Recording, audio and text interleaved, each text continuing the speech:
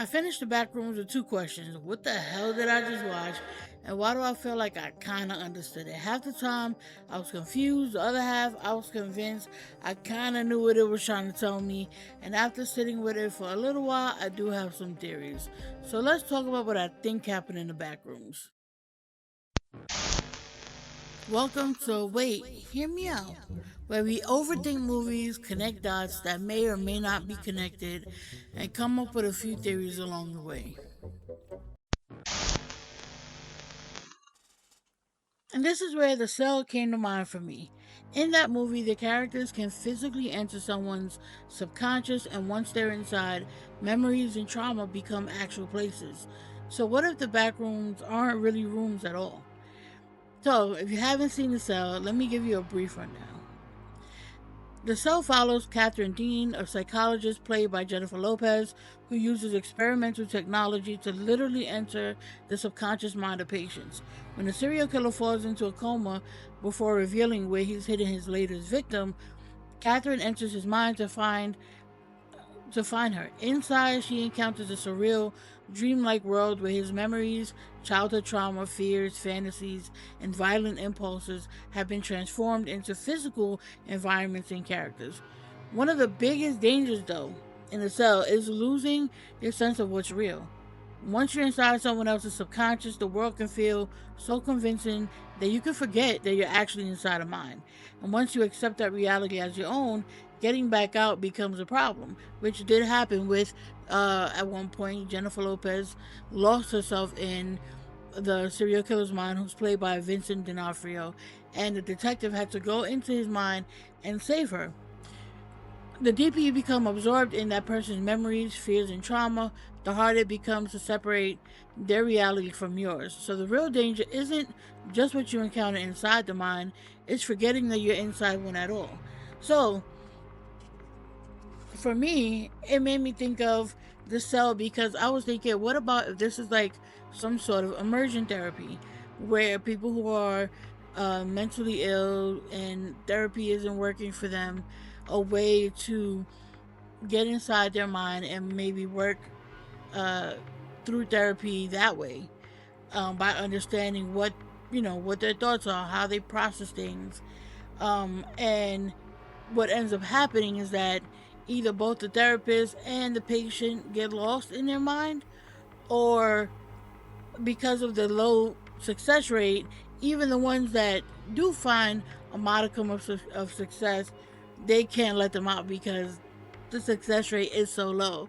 Um, I also think that because the perception of the rooms are always different based on who's in the back rooms, or at least that's what it seems like to me. Also, the monsters are different. If we notice, the first monster that we came across in the back rooms was different from the monster of the main character.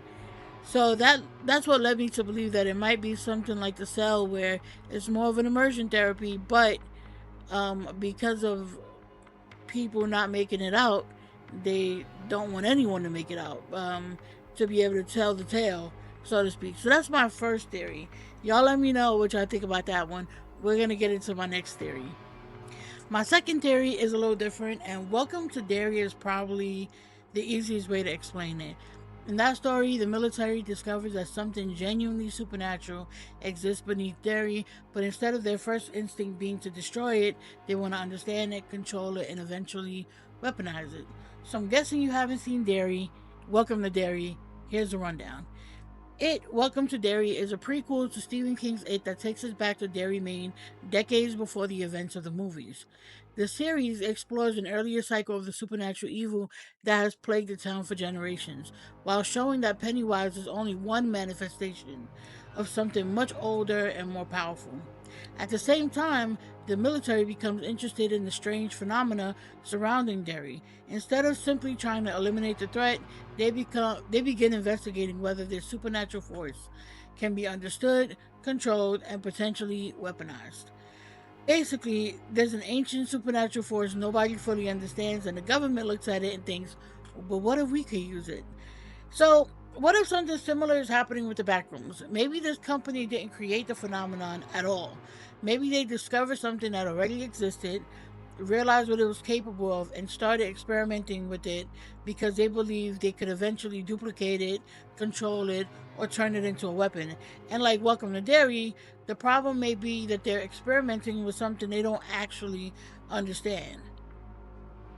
But those are just my theories, and honestly, this is one of those movies where I think being confused might actually be part of the point. So now I want to know what you saw. Are the back rooms some kind of subconscious reality? Are we dealing with something supernatural that the company is trying to control? Or did you catch something that completely blows both of my theories apart? And before y'all come for me, because I know y'all like to tussle in them damn comments, I do not know any of the backstory of the Backrooms. I don't know any of the lore. I don't know what I'm supposed to know. I don't know none of that. So don't come for me, but I am open to learning more. So if you have information that I don't know about the lore that you can fill me in on, let me know if I'm like way off, or did I hit some of it. Did I get some of it right?